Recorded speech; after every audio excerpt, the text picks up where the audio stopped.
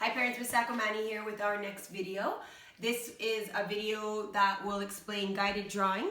So this video will be on the guided drawing of this Easter bunny, given the holidays coming up. It might be a fun art piece that you could put around your house or hang on a window, up to you. All you'll need is a blank piece of paper and a pencil to do this. Usually we paint them or we'll use oil pastels when we're done. If you don't have those at home, don't worry about it. Use crayons, use pencil crayons. Or the dollar store does have a lot of art stuff if you do want to stock up on it for the next few months. Watercolor is a great and simple art media for kids to use. So that's the background was watercolored on this one, and then it was just the white piece of paper was put on a black background.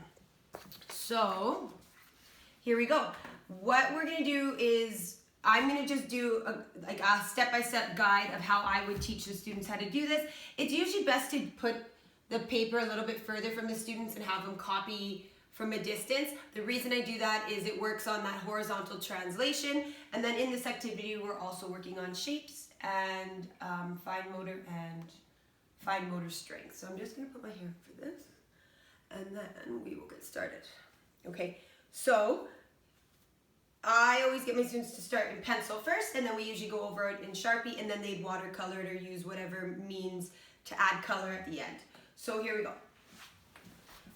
We will start with, goodness, brand new. We're gonna start with the oval shape or the egg shape. So it's gonna be a tall, skinny arch. So we're gonna start at the bottom of our paper, and we are gonna go up and back down. Now remember, mine's extra big because it's on chart paper. Reminders for the students, we want to put this in the center, and we don't want to go too tall to the top because of course we have to include the bunny ears. Then we're going to start by adding 2 bunny ears, so a curved line up.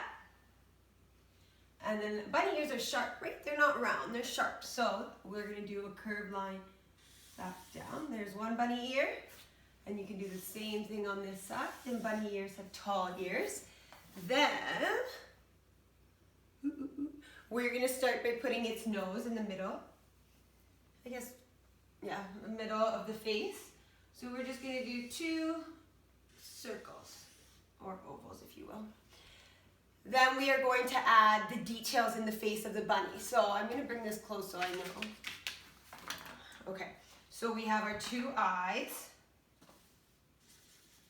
And if you want, I always give the students their creative, what's the word?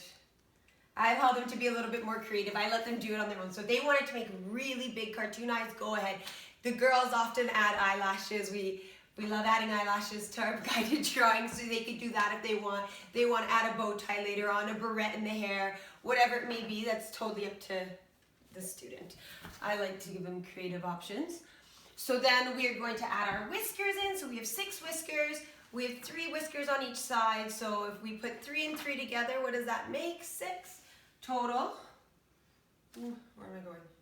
So we're going to go like this. Then we can curl our whiskers like this. And then we're going to add buck teeth, because we know bunnies have big square teeth like that. And then we can add a circle here like this. So that's what the guided drawing looks like so far. And then the students can go in and add, like I said, bigger details if they want. They can make their eyes a little bit bigger, I mean. Some of my students sometimes will put glasses on if they wear glasses. It's something that they connect with. You can draw the inner part of the bunny ear if you'd like to add some details. And yeah, I might give my bunny some eyelashes. Okay, so that would be their guided drawing. So as you did if you did a step, your child would do the step. And of course, you would slow this down for them and you'd help them as they need help. I'm just trying to keep these videos a bit shorter than I have.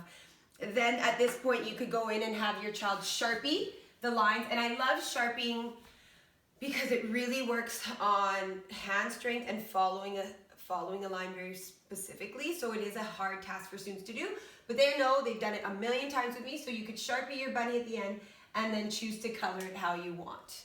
So you can add crayon first and then watercolor the background. If you do it all in crayon that's fine too. Like I've said, we've talked about it, so you can choose how you want to do it. So that is our Easter guided drawing, and hopefully it'll add a little bit of brightness to your house, a little bit of children's art. So thank you, parents.